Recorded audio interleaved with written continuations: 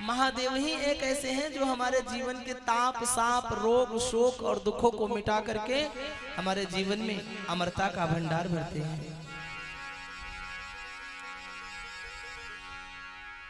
काशी के एक ब्राह्मण देव जिनके जीवन में संतान का सुख नहीं था, तो किसी महाराज जी ने उनसे कहा कि अगर आपको संतान सुख चाहिए तो महाकाल की तपस्या करें, महाकाल का पूजन करें। महाकाल ने तमाम लोगों के गोद को हरा भरा कर दिया है। अरे स्वयं भगवान श्री कृष्ण को भी जब संतान की प्राप्ति नहीं हो रही थी, 1 नहीं 2 नहीं 3 नहीं 16,108 विवाह कर लिए थे, लेकिन फिर भी भगवान कृष्ण को संतान नहीं हो रही थी। तब गर्गाचार्य इत्यादि महर्षियों ने श्री कृष्ण को सलाह दिया कि बिना शंकर की शरण में गए, बिना शिव के शरण में गए कल्याण होने वाला नहीं है। तब भगवान श्री कृष्ण ने महादेव का शरण और उनके चरण को पकड़ा है। शंभु शरण पड़ी मैं तो घड़ी रे घड़ी, पाप काटो मेरे दुख को प्रभु तुम निवारो। शंभु शरण पड़े मैं तो घड़ी दो घड़ी, पाप काटो मेरे दुख को प्रभु तुम निवारो। मेरे दुख को प्रभु तुम निवारो। महाकाल प्रसन्न हुए हैं और तब बाबा भोलेनाथ ने कृष्ण जी से कहा है कि महाराज एक ही पत्नी से संतान चाहिए कि सभी पत्नियों का गोद हरा भरा करना है। कृष्ण जी ने कहा महाराज सभी की गोद हरा भरा हो जाए तो ज्यादा अच्छा है। तो भगवान ने कहा कि समस्त पत्नियों के साथ 11-11 बार तुम मेरा अभिषेक करो, निश्चित ही तुम्हें संतान की प्राप्ति होगी। तो 16,108 पत्नियों के साथ 16,108 पत्नियों के साथ 11-11 बार भगवान कृष्ण ने शिव जी का पूजन किया था, शिव जी का अभिषेक किया था, शिव जी के ऊपर बेलपत्र चढ़ाया था, शिव जी के ऊपर शमी पत्र, शिव जी के ऊपर धतूरा, शिव जी के ऊपर दूध अर्पण किया था, शिव जी के ऊपर जल अर्पण किया था, शिव जी के ऊपर शहद अर्पण किया था, शिव जी के ऊपर दही अर्पण किया था। नाना प्रकार के द्रव्य वस्तुओं के साथ उन्होंने शिव का पूजन किया था। तब शिव जी प्रसन्न होकर उनको वरदान दिए थे कि आपने 11-11 बार मेरी पूजा की है तो मैं आशीर्वाद देता हूं कि आपकी 11 पत्नियों से 16,108 पत्नियों से 11-11 संतान प्रत्येक पत्नियों से होंगी, जिसमें 10 बेटे और 1 बेटी सभी पत्नियों को होंगी। तो 16,108 में भैया 1,77,188 संतान भगवान कृष्ण को हुए थे महादेव के आशीर्वाद से। 1,77,188 संतान भगवान श्री कृष्ण को महादेव की कृपा से प्राप्त हुए थे। तो बाबा महाकाल इतने दयालु हैं, बाबा महाकाल इतने कृपालु हैं कि जो भी उनकी शरण में जावे महाराज सबके मनोरथों को, सबकी मनोकामनाओं को भगवान पूर्ण करते हैं। तो जो ब्राह्मण देव काशी में निवास करते थे उनसे किसी ने कहा कि अगर आप शिव जी की अर्चना करेंगे, शिव जी की तपस्या करेंगे, शिव जी का भंडार हमेशा भक्तों के लिए रहता है, वे अर्धनारीश्वर हैं, वे प्रत्येक पुरुष और पत्नी के मन की बात को समझते हैं, वे अवश्य तुम्हारे दुखों को दूर करेंगे। तो महाराज ब्राह्मण देव ने भगवान भोलेनाथ की तन मन धन से खूब सेवा की, खूब पूजा की। भगवान शंकर प्रसन्न होकर प्रकट हो गए, बोले वरदान मांगो। तो ब्राह्मण देव ने कहा महाराज ज्यादा तो किसी चीज की आवश्यकता नहीं है, आपकी कृपा से एक संतान हो जावे, हमारी गोद हरी भरी हो जावे, बस इससे ज्यादा कुछ नहीं चाहिए। तो शंकर जी ने कहा कि आपके नसीब में संतान सुख नहीं लिखा है। तो ब्राह्मण देव ने कहा महाराज मैंने सुना है भाभी मेट सकहि त्रिपुरारी, ब्रह्मा की भी लेखनी को मिटाने की सामर्थ्य आप में है, तो महाराज पुत्र सुख दे देंगे तो क्या बुराई है। शंकर जी ने कहा ठीक है, ये बताओ सुपुत्र चाहिए कि कुपुत्र चाहिए। ब्राह्मण देव ने कहा महाराज दोनों में अंतर क्या है। शंकर भगवान बोले कि सुपुत्र कम समय तक रहेगा पर सुख बहुत ज्यादा मिलेगा, और कुपुत्र बहुत ज्यादा समय के लिए रहेगा लेकिन दुख बहुत ज्यादा मिलेगा। तो ब्राह्मण देव ने कहा महाराज सुपुत्र ही दीजिए, भले कम समय के लिए तो क्या पर सुख तो मिलेगा, संतान की सुख तो मिल जाएगी। तो भगवान ने कहा ठीक है तथास्तु। एक संतान, उसकी उम्र मात्र 5 वर्ष। अब संतान पैदा भया, ब्राह्मण देव बड़े प्रसन्न भये, खूब सुखी पूर्वक महाराज अपने बच्चों के साथ, संतान के साथ ब्राह्मण देव अपना जीवन व्यतीत करने लगे। बालक की आयु के 4 साल बीत गए और जब 5वां साल आया तो ब्राह्मण देव को बड़ी चिंता हुई। ब्राह्मण देव ने सोचा कि हे भगवान 4 साल तो बड़े हंसी खुशी बीत गए, अब यहाँ 5वां साल है, अब 5वें साल के अंत होते होते मेरे संतान की मृत्यु हो जाएगी, अब मैं क्या करूं। तो बड़े बड़े वैद्य के पास, नीम हकीम के पास गया उपचार कराने के लिए, उपाय पूछने के लिए। सबने कहा कोई उपाय नहीं। एक ज्योतिषी जी थे, उन्होंने कहा कि एक रास्ता है, अगर कोई सिद्ध पुरुष, कोई सिद्ध महात्मा, कोई सिद्ध संत आपके बेटे को आशीर्वाद दे दे तो बेटे की उम्र बढ़ सकती है और मृत्यु टल सकती है। अब ब्राह्मण देव ने सोचा कि इस कलयुग में सिद्ध पुरुष कहाँ से ढूंढने जाएं, हम किसको सिद्ध पुरुष समझें, किसको माने सिद्ध पुरुष। जिसको जिसको माने थे बाद में सबका हिसाब किताब पता चल गया, किसे सही माने किसे गलत माने। तो ज्योतिषी ने कहा एक काम करो, आप तो किसी तीर्थ में बैठ जाओ, और जब आप तीर्थ में बैठ जाएंगे तो तीर्थ में जितने भी पुरुष आए और जाएं, चाहे वह किसी भी वर्ण के हो, किसी भी संप्रदाय के हो, किसी भी जाति के हो, आप तो बस प्रणाम करना शुरू करवा दो बच्चे को, कि आप पता उन हजारों लाखों में से कोई एक सिद्ध निकल जाए और उसी का आशीर्वाद बच्चे को लग जाए। तो ब्राह्मण देव को यह बात समझ में आ गई और ब्राह्मण देव अपने बच्चे को लेकर काशी में गंगा जी के घाट पर बैठ गए। एक छोटी सी झोपड़ी बनाई और झोपड़ी में जो है सुबह शाम रोटी पानी बनने लगा और झोपड़ी के दरवाजे पर बच्चे को बिठा दिया। अब रास्ते में जितने भी लोग आते और जाते थे, बच्चा सभी को प्रणाम करने लगा। गो गज बाज श्रृंगाल पशु सूकर श्वान मराल, जे आवे ते को तभी करता बाल प्रणाम। आवत देखे दूर ते जोड़े दोनों हाथ, अपनी महिमे पढ़ के वह बाल नावे सबको माथ।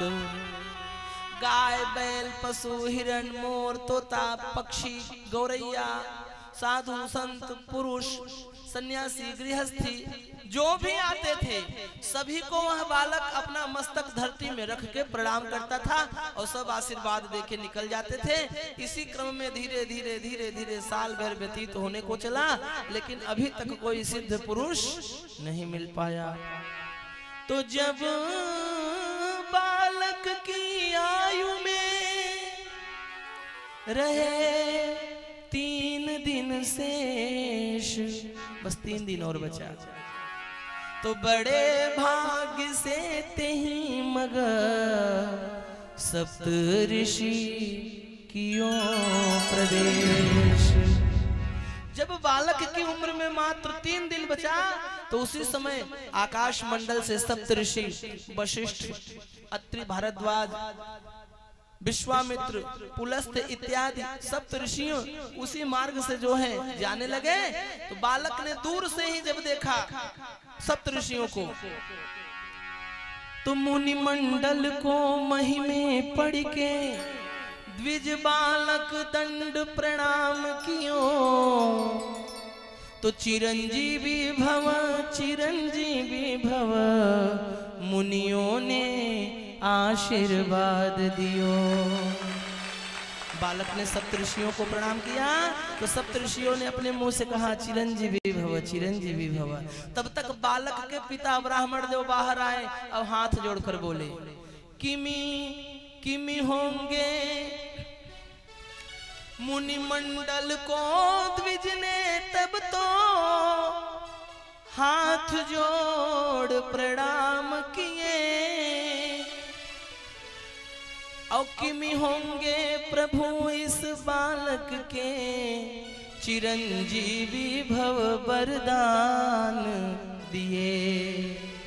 सप्तऋषियों ने कहा हमने जिसे चिरंजीवी भव कह दिया तो उसका उम्र बढ़ जाता है। तो हाथ जोड़कर पिता ने बोला, कर जोड़ पिता बोला किमी होंगे, कर जोड़ पिता बोला किमी होंगे। सत्य आपके वचन कहे इस दीन अभागे बालक की आयु में शेष दिन 3 रहे। महाराज आपके वचन सत्य कैसे हो जाएंगे? इस बालक की उम्र में मात्र 3 दिन और बचा है, एक आज का दिन, एक कल का दिन और एक परसों का दिन। शंकर जी का आशीर्वाद है, ये मरने वाला है। अब तो सप्तऋषियों ने एक दूसरे का मुंह देखा, बोले भैया आपने तो चिरंजीवी भव का आशीर्वाद दे दिया। एक दूसरे से कहने लगे हमें क्या पता कि ये सब मामला था। ब्राह्मण देव बोले महाराज अब आप जाने और आपका वचन जाने, अगर यह चिरंजीवी नहीं भया तो आप लोगों के वचन की मर्यादा घटेगी, समाज में संसार में बड़ी हंसी होगी, बड़ी बदनामी होगी। अब सप्तऋषियों ने सोचा हम लोग तो बड़े बुरे फंस गए।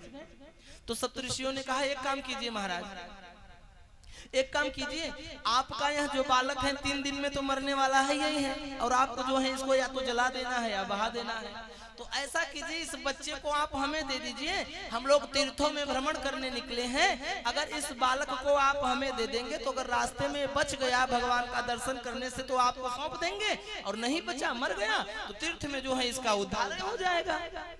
तो ब्राह्मण देव बोले ठीक है, मरने वाला तो है ये है, भला मरते मरते भगवान का दर्शन हो जाए।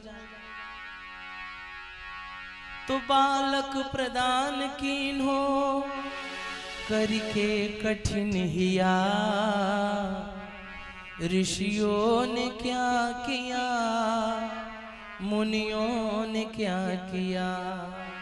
बाप ने अपने बेटे को प्रदान किया, ऋषि मुनि उस बालक को लेकर चल पड़े।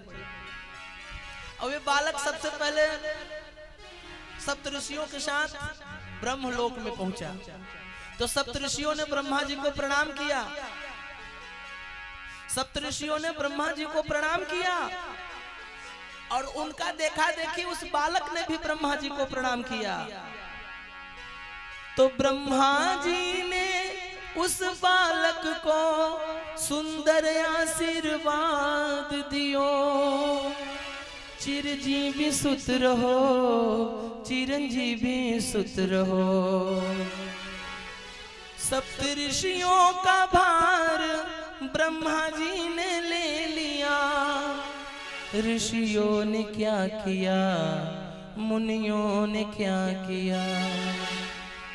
जब ब्रह्मा जी के मुख से चिरंजीवी भव निकला तो सुनी ब्रह्म वचन हंस के मुनि मंडली चली, सुनी ब्रह्म वचन हंस के मुनि मंडली चली। और मन ही मन सप्तऋषि कहने लगे चलो अपनी बला टली, अपनी बला टली, अपनी बला टली, अपनी बला टली। ब्रह्मा जी ने कहा कौन सी बला टल गई, तुम लोग काहे हंस रहे हो? सप्तऋषियों ने कहा महाराज 3 दिन इसकी उम्र बची थी, कल का दिन निकल गया, आज दूसरा दिन, कल ये मरने वाला है। हमने भी इसको चिरंजीवी भव आशीर्वाद देकर फंस गए थे, अब आपने दे दिया, अब आप जाने और आपका काम। हम तो चलो आगे पीछे बात बदनामी की होती तो सह लेते, लेकिन अब जब ब्रह्मा जी ने कह दिया चिरंजीवी भव तब ब्रह्मा जी समझे कि क्या करना है क्या नहीं करना है। ब्रह्मा जी बोले तो हम बड़े बुरे फंसे, हमें पता है क्यों नहीं पहले? सप्तऋषि बोले हमें खुद पहले नहीं पता था। अब ब्रह्मा जी ने कहा अब तो अपनी बदनामी को बचाने का एक ही उपाय है, एक ही रास्ता है जहां अपनी बदनामी होने से बच जाए। कहा? बोले करालम महाकाल कालम कृपालम।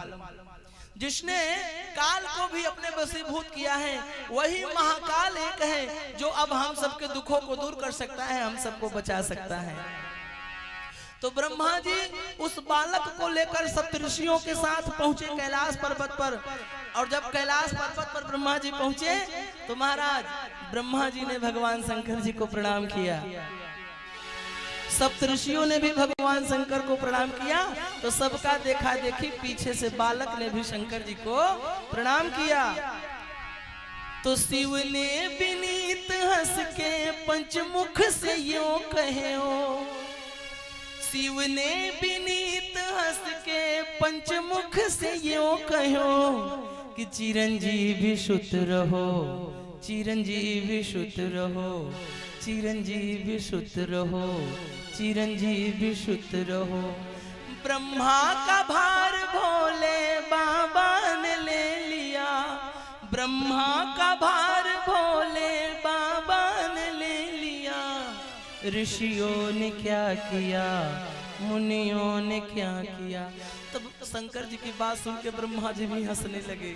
तो सुन शंकर वचन को ब्रह्मा जी हंस पड़े और मन ही मन बोले चलो अपनी बलाटली, अपनी बलाटली, अपनी बलाटली, अपनी बलाटली। ब्रह्मा जी ने कहा चलो भैया हमारा भी झंझट खत्म, टेंशन खत्म, अब शंकर जी जाने और शंकर जी का काम जाने। शंकर जी बोले क्या बात है, काहे हंस रहे हो? ब्रह्मा जी ने बताया महाराज 3 ही दिन उम्र थी, कल का दिन बीता, परसों का दिन बीता और आज आखिरी है, अभी आज शाम तक मरने वाला है। शंकर जी ने कहा पहले क्यों नहीं बताया? ब्रह्मा जी बोले हमें खुद नहीं पता था। शंकर जी बोले अब तो एक ही उपाय है, अगर शाम को यमराज लेने आएंगे तो एक ही काम करो बालक, तुम चले जाओ गंगा जी के किनारे और एक शिवलिंग बनाओ और शिवलिंग का पूजन करो, और जब यमराज आए तो शिवलिंग को कस के पकड़ लेना।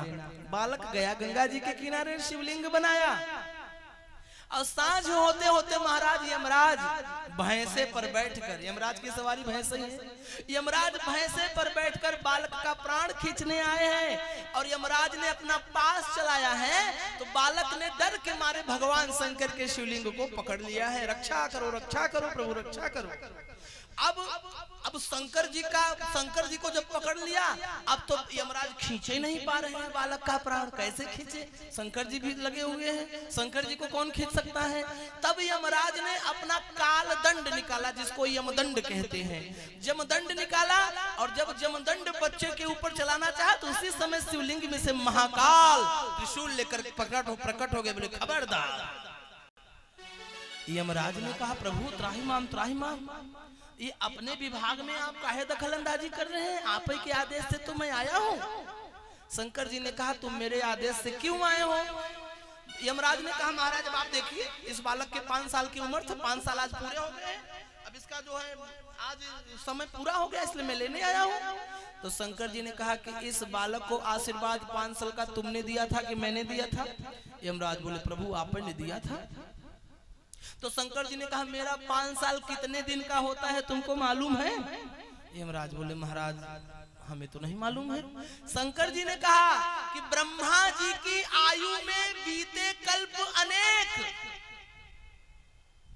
जो यह चारों युग है जब यह 1000 बार बीतता है तो 1 दिव्य वर्ष होता है, 1000 जब बीतता है तो ब्रह्मा जी का 1 दिन होता है, और 1000 बार जब और बीतता है तो ब्रह्मा जी की 1 रात होती है। यानी यह चारों युग 2000 वर्ष तक जब बीतता है तब ब्रह्मा जी का 1 दिन और 1 रात होता है। शंकर जी ने कहा कि ब्रह्मा जी की आयु में बीते कल्प अनेक और 10 ब्रह्मा बिगड़े बने तब शंकर का दिन 1, और ऐसे दिन के मास गिन और मासों के पुण्य वर्ष, तो इतने वर्ष तक यह बालक जीवित रहे सहर्ष। यमराज ने कहा महाराज जब ब्रह्मा जी की 10 बार बदली होती है तब आपका 1 ही दिन होता है, तो हमारी तो इसमें सैकड़ों बार बदली होती होगी, हम कहां से दिन गिन पाएंगे?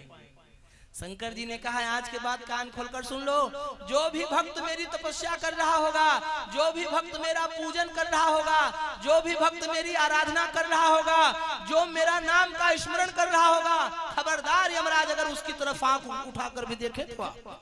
यमराज ने कहा महाराज कान पकड़ता हूँ, अब ऐसी गलती दोबारा नहीं करूंगा। तो जो यह बालक था ना, यह कौन है जानते हैं? आगे चलकर यही बालक मार्कंडेय ऋषि के नाम से विख्यात होता है। बोलिए मार्कंडेय ऋषि महाराज की जय।